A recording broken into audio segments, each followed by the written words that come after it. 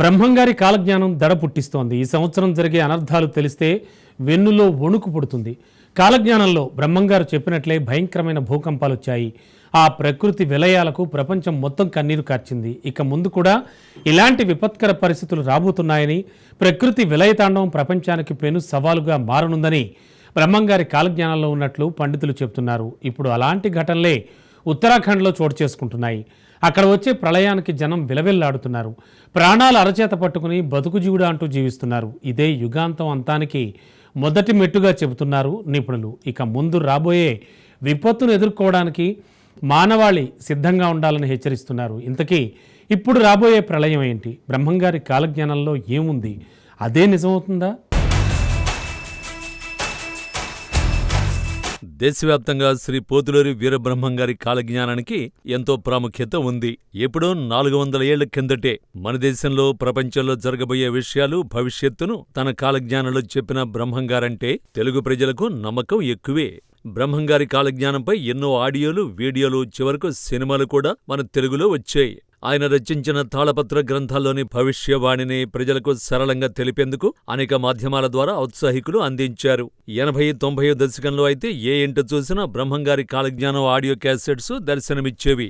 సమయం దొరికిన ప్రతిసారి సినిమా పాటల కన్నా ఎక్కువగా ఆ కాలజ్ఞానం ఆడియోలే వినేవాళ్లు జనాలు. అయితే జనంలో అంత క్రేజ్ రావడానికి కూడా బ్రహ్మంగారు చెప్పిన కాలజ్ఞానం మొత్తం నిజమవడం, ఆయన చెప్పిన ప్రతి విషయం జరుగుతూ వచ్చింది. అవన్నీ ప్రజలు కళ్ళారు చూస్తున్నారు.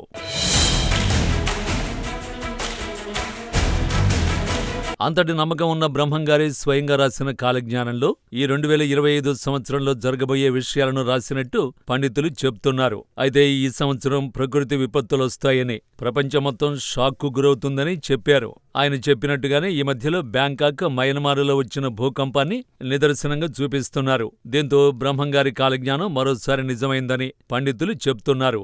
అలాగే ఈ సంవత్సరం మరిన్ని విపత్తులు సంభవించబోతున్నట్టు కాలజ్ఞానంలో ఉన్నట్టు పండితులు చెప్తున్నారు.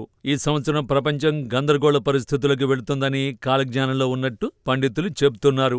ఒకవైపు యుద్ధాలు, ఇంకోవైపు వర్గ విద్వేషాలతో దేశాలు కుదేలైపోతాయని తెలిపారు.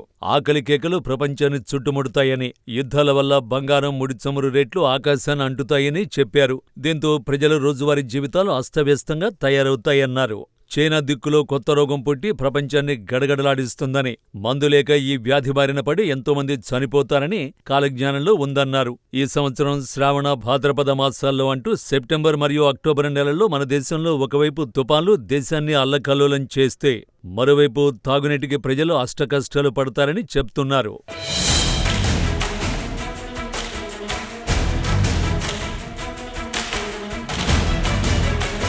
ఇందుకు నిదర్శనంగానే దేవభూమి ఉత్తరాఖండ్ను భారీ వర్షాలు ముంచెత్తుతున్నాయి.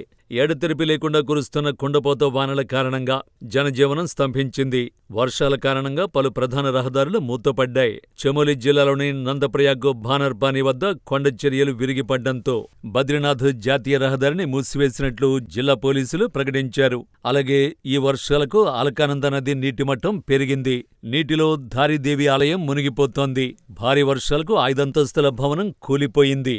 యాత్రికులు, స్థానికుల భద్రతకు అన్ని రకాల చర్యలు తీసుకుంటున్నామని రాష్ట్ర విపత్తు నిర్వహణ కార్యదర్శి వినోద్ కుమార్ సుమన్ భరోసా ఇచ్చారు.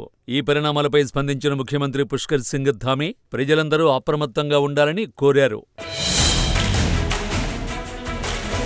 రాష్ట్రాల్లో ఎడతెరిపి లేకుండా వర్షాలు కురుస్తున్నాయి. దీంతో 2 రాష్ట్రాల్లోని పలు జిల్లాలకు భారత వాతావరణ శాఖ రెడ్ అలర్ట్ జారీ చేసింది. భారీ వర్షాలకు హిమాచల్ ప్రదేశ్లోని మండి జిల్లాలో బియాస్ నది ఉప్పొంగి ప్రమాదకర స్థాయిలో ప్రవహిస్తోంది.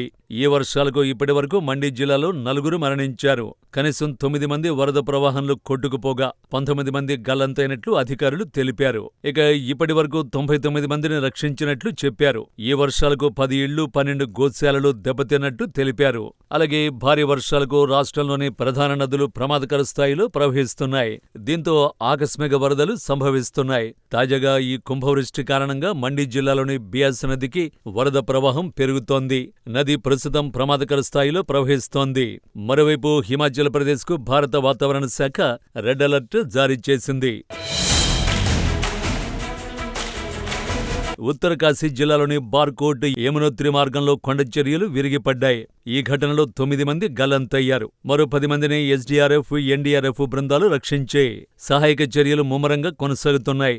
ఈ ఘటనపై రాష్ట్ర ముఖ్యమంత్రి పుష్కర్ సింగ్ ధామీ స్పందించారు. తాజా పరిస్థితులపై అధికారులతో నిరంతరం సమీక్షిస్తున్నట్టు తెలిపారు. ఎడతెరిపి లేకుండా కురుస్తున్న భారీ వర్షాలకు కొండ చర్యలు విరిగిపడుతున్నందున చార్ధామ్ యాత్రను ఒకరోజు వాయిదా వేస్తున్నట్టు గర్హ్వాల్ కమిషనర్ వినయ్ శంకర్ పాండే తెలిపారు. హరిద్వార్, రిషికేశ్, శ్రీనగర్, రుద్రప్రయాగ్, సోన్ప్రయాగ్, వికాస్ నగర్ వంటి కీలక ప్రాంతాలలో యాత్రికులను సురక్షిత ప్రాంతాల్లో ఆపేయాలని అధికారులకు స్పష్టమైన ఆదేశాలు జారీ చేసినట్టు తెలిపారు. పరిస్థితులు చక్కబడే వరకు యాత్రికులు ఎక్కడివారు అక్కడే ఉండాలని ఆయన సూచించారు. సంబంధిత జిల్లాల పరిపాలన, సహాయక బృందాలను అప్రమత్తం చేసినట్లు పేర్కొన్నారు. వాతావరణ పరిస్థితులు, రోడ్డు మార్గాలను సమీక్షించిన తరువాత తదుపరి ప్రయాణానికి సంబంధించి నిర్ణయం తీసుకుంటామని ఆయన క్లారిటీ ఇచ్చారు. భక్తులు తదుపరి ఆదేశాలు వచ్చే వరకు ప్రయాణాలు పెట్టుకోవద్దని సూచించారు. ఇక జూన్ 30, జూలై 1 వరకు భారీ వర్షాలు కురుస్తూ ఉండడంతో ఉత్తరాఖండ్కు భారత వాతావరణ శాఖ రెడ్ అలర్ట్ జారీ చేసింది. రాష్ట్ర వ్యాప్తంగా పలు ప్రాంతాల్లో భారీ నుంచి అతి భారీ వర్షాలు కురుస్తాయని హెచ్చరించింది. ప్రజలు అప్రమత్తంగా ఉండాలని సూచించింది.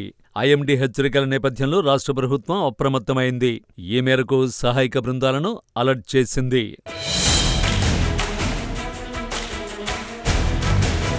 ఈ ప్రమాదం మొత్తం ప్రపంచానికి ఉందని అంటున్నారు నిపుణులు. ఈ భారీ వర్షాలు, క్లౌడ్ బరస్ట్ కారణంగా ప్రపంచం మునిగిపోయే ప్రమాదం ఉందని, భారీగా నష్టం జరుగుతుందని అంచనా వేస్తున్నారు.